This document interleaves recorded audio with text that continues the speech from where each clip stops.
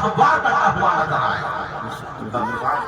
मोहतरम सामईन, लेकिन उमूमन आज होता ऐसा नहीं है।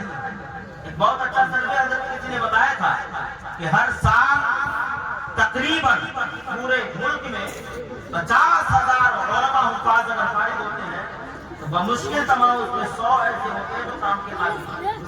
बाकी सब के सब ऐसे ये वक्त गुजार करके और कहीं ना कहीं अपना भी वक्त ज़ाया करते हैं और अपने साथ रहने वालों का भी वक्त ज़ाया करते हैं।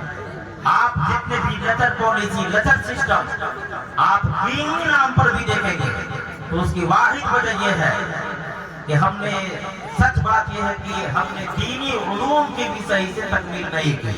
नतीजा ये हुआ कि आज हिफ्ज़ कुरान की दस्तारबंदी हुई, यहाँ से आगे बढ़े वक्त में गुंजाइश हो या नहीं हो, 2-3 साल किसी इदारे को दिया, कभी एक इदारे में जाकर के इदारिया पढ़ा, जब रिजल्ट देखा गया तो पता चला सेहमाही, शशमाही, सालाना सब फेल है।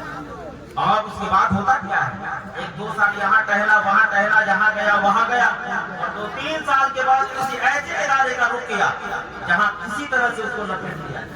फिर उसके बाद में क्या होता है, फिर उसके बाद में होता यही है कि अब उसको जिंदगी तो गुजारना है। हाफिज़ कुरान का क्या मतलब होता है? हाफिज़ कुरान का मतलब ये होता है कि ये फजीलतें कुरान करीम को हिफ्ज़ कर लिया, लेकिन सच मानो में इसने दीन सीख लिया ऐसा नहीं है, ये फर्ज उलूम सीख लिया ऐसा नहीं है। अभी इसके लिए तो और भी आजमाइश है, और भी बड़ी दुनिया है, और भी बड़ी कायनात है।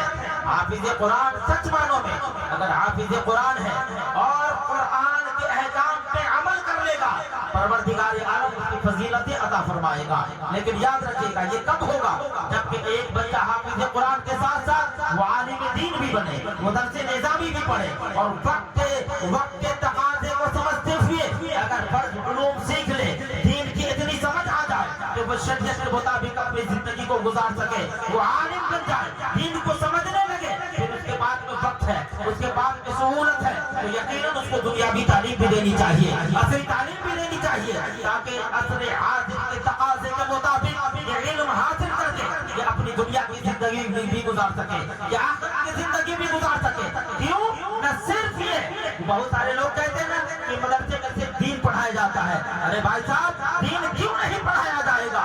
ये तो 2 या 3% बच्चे जो दीन सीखने के लिए आते हैं। अगर इन बच्चे को आलिम नहीं बनाया जाए, इन बच्चे को हाफिज ना बनाया जाए, इन बच्चे को कारी ना बनाया जाए, इन बच्चे को मुहद्दिस को मुफस्सिर ना बनाया जाए, तो जरा ईमानदारी से बताओ कि अगर एक बंदा, हर बंदा जो कि मदारिस इस्लामिया से जुड़ा हुआ है, अपने मदरसे में अगर हिफ्ज़ करवाने के बाद में अगर दरवाजे को बंद कर दे, या फिर हर वो मदरसा जो कि थोड़ी बहुत दीन की तालीम दे करके लोग असली उलूम को सिखाने में लोगों को अपना वक्त लगा दे, तो बताओ कि फिर मुहद्दिस कौन बनेगा, मुफस्सिर कौन बनेगा, कुरान का जानकार कौन बनेगा, हदीसों का जानने वाला कौन बनेगा?